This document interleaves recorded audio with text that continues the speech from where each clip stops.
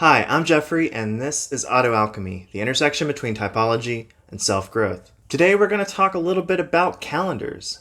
Fuck 'em.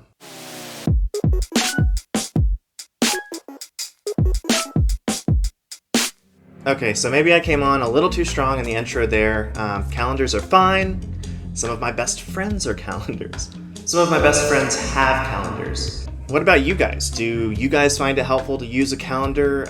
If so, tell me about it in the comments and be sure to leave your personality type. Regardless, this video is part of a little experiment of mine. To celebrate the new year, I'm trying to actively use a calendar for the entire month of January.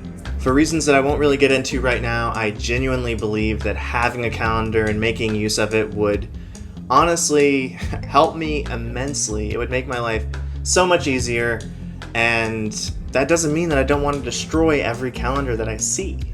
On this channel, I often make videos about the paradoxical parts of our psyches. So maybe my dominant extroverted intuition is pushing me in one particular direction, while my inferior sensing is thwarting all those plans and has an agenda all of its own.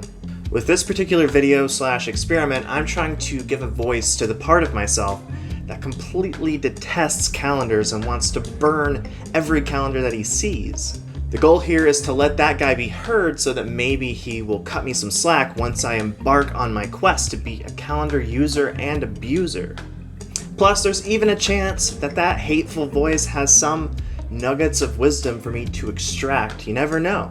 Also, please keep in mind that this video is sort of hyperbolic, but I do believe that hyperbole has its place. I think that by inhabiting a particular headspace and acting out a certain character, you can get to know these different disparate parts of your psyche and then find a way to unify them. And who doesn't want to be unified? Sure as hell don't want to be divided. What I'm saying is maybe it will help you to engage in a similar experiment. Just let yourself talk from one isolated perspective. Don't try to be complicated for a moment. Just let... You know what I mean, I'm explaining it too much now. Alright, here we go. Let's dive in and talk about what grinds my gears about calendars. Hey guys, how's it going? I'm a little ticked off, and let me tell you why I'm ticked off. I'm ticked off about calendars. I think that other guy told you about it, but I like to speak for myself, okay?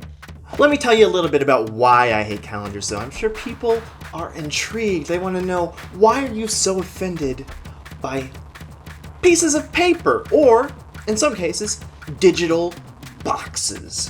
Why don't we get started talking about the low-hanging fruit, the real petty stuff? Why does each month have this arbitrary number of days? Am I supposed to remember how many days are in the month of January? Why don't these days align with the actual lunar phases? It sure as hell isn't so that they can align with the solar year. Otherwise, why do we have freaking leap year, huh? And then there's this. Why is December not the 10th month? Is a decade a period of 12 years? Not according to Spotify, my dude. And the same bullshit goes for September, October, November. That stuff is weak, and I will never forgive the Romans. Because I don't really foresee any radical changes happening to the Gregorian calendar in the year 2020. Do you? You better not say yes. Fucking leap year. There's got to be a better way. Also, check out this slippery slope. You not only want me to use a calendar, but you want me to remember daily that I'm using one? Not just for a few hours when I'm under the spell of some New Year's optimism? Oh, you think I should set an alarm to help me remember? I've got some real problems with alarms as well, but that's a whole different video topic. The truth is, I treat alarms on my phone the same way that I treat Jehovah's Witnesses knocking at my door. Bing, bing, bing, bing, bing. I say, how f***ing dare you? And I shut that shiz down ASAP Rocky.